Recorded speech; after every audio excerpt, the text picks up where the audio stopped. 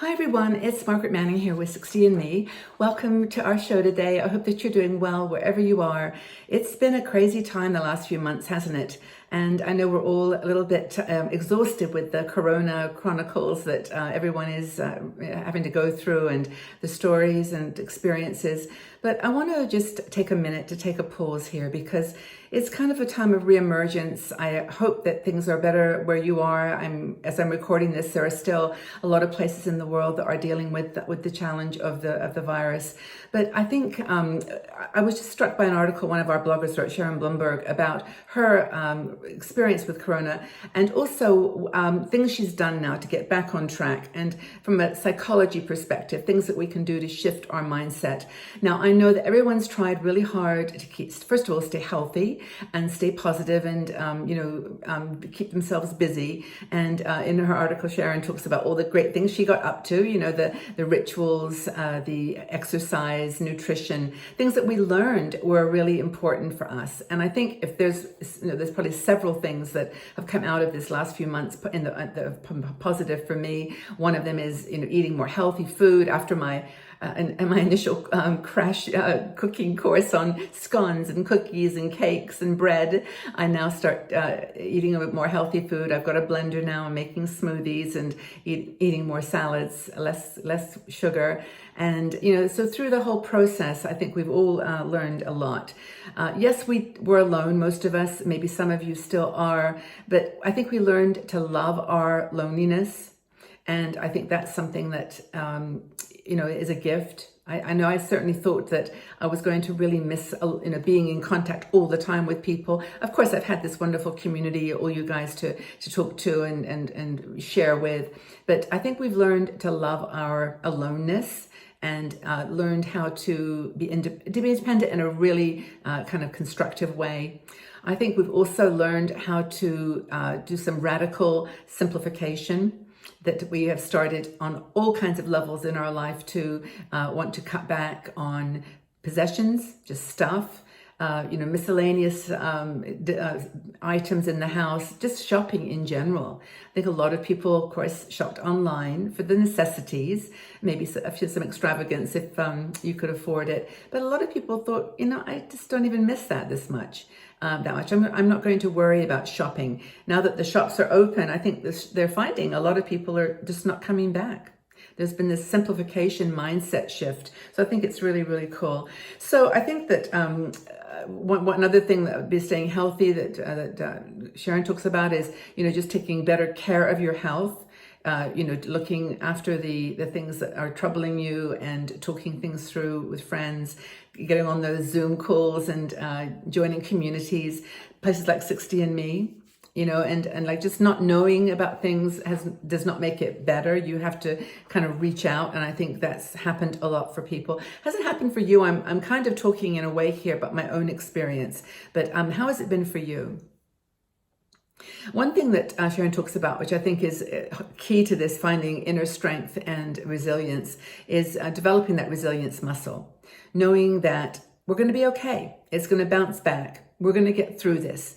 And to be honest with you, I see more older women, protecting themselves with masks. That's just my opinion. About just taking care of themselves, not going out into crowded areas, just taking care.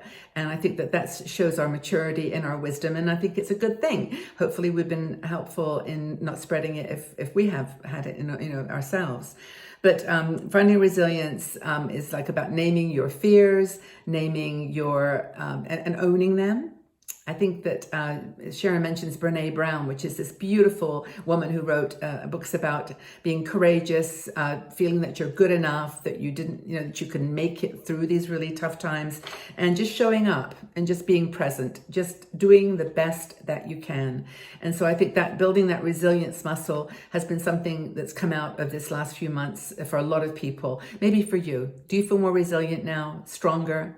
I think it's really important. And I think that as we go through the next few months, even maybe longer, we're going to keep having to pull on that resilience muscle. It's going to be here for a while. So, as she said in her article, she's given her fears a voice, and she lets them talk and listens to them, and then tells them to stop or go away, or just evaporates them. And that's, I think, the important thing. Name your fears, live through your hesitation, be confident. So she's got 13 positive steps that she uses here, and I think they're kind of fun. And I'll mention to you that they're from a psychological perspective. This is what Sharon has started to do. Maybe you can pick up on some of these, and it would be good for you. So the first thing is, do a morning gratitude list. 3 things that you're grateful for. Set a daily intention. Today, I am going to whatever. Finish this project, start this project, call a friend. I'm going to have an intention. Limit the news. Cut it off at some point, you decide, but just don't watch a ton of news. Not good for your health or head. Next one is limit your caffeine intake.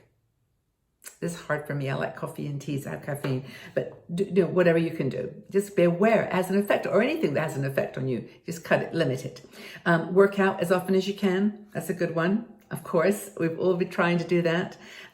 Keep a schedule or a routine. For me, this was a really big one. I would get up in the morning, do my gratitude list, or at least think how grateful I am to be awake and alive, not sick. I would do my meditation. I would drink my lemon juice. I would get my breakfast. It was like a ritual. I would read my email, but it didn't matter. It was all part of a ritual that got me through the day. Anxiety, if you feel anxiety, do some grounding techniques. Meditation, mindfulness, something or even if it's just walking, talking to yourself, doing a craft, anything, just try to reduce the stress. Allow yourself 10 minutes of worry. I didn't do this actually, but it's a great idea, Sharon. It's to just allow yourself to worry for 10 minutes and then cut it off. Give yourself a timer. Put it on your phone. Done with the worrying for today. The next one is to be okay with not being okay. Number whatever that is. Be okay with not being okay. You're not perfect. You're flawed. You're broken. It's what happens. It's that beautiful quote about, everything's cracked. It's how the light gets in. That was Leonard Cohen. But it's a beautiful, it says it's okay to be not okay. Meditate in small increments. Dance around your house. I like that one. Put your headphones on, or your earplugs or your earphones, and just dance. No one's watching. Just wriggle. Just dance. Learn in lockdown. Cooking, like I did. Photography, piano, whatever. Learn how to do something, how to knit, how to sew, how to make your masks if you wear those. Coloring books, learn something new. Take a course, do like a Coursera or Udemy or one of those wonderful online programs. They're really, really cool. Try to be a service to others.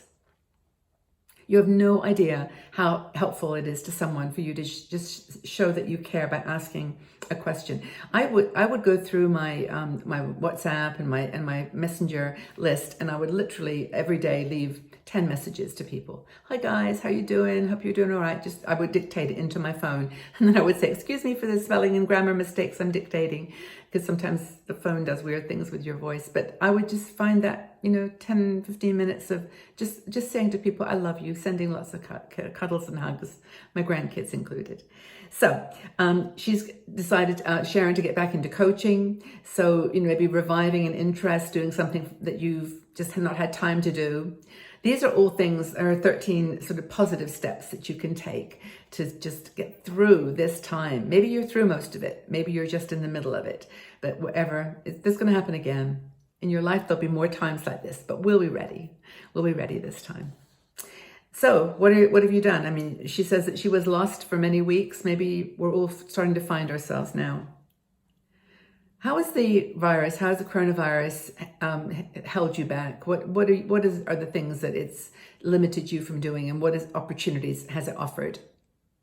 I think that's the most important part of the question is, what opportunities has it offered to you? Have you found resilience? Recognizing your fears, working through them, getting confident with yourself, giving up things, starting fresh? I hope so. I hope you're okay. Take very good care, everybody. Have a wonderful day, and we'll talk again soon, but leave your comments below, and look forward to talking with you again. Have a really wonderful day. Bye-bye for now.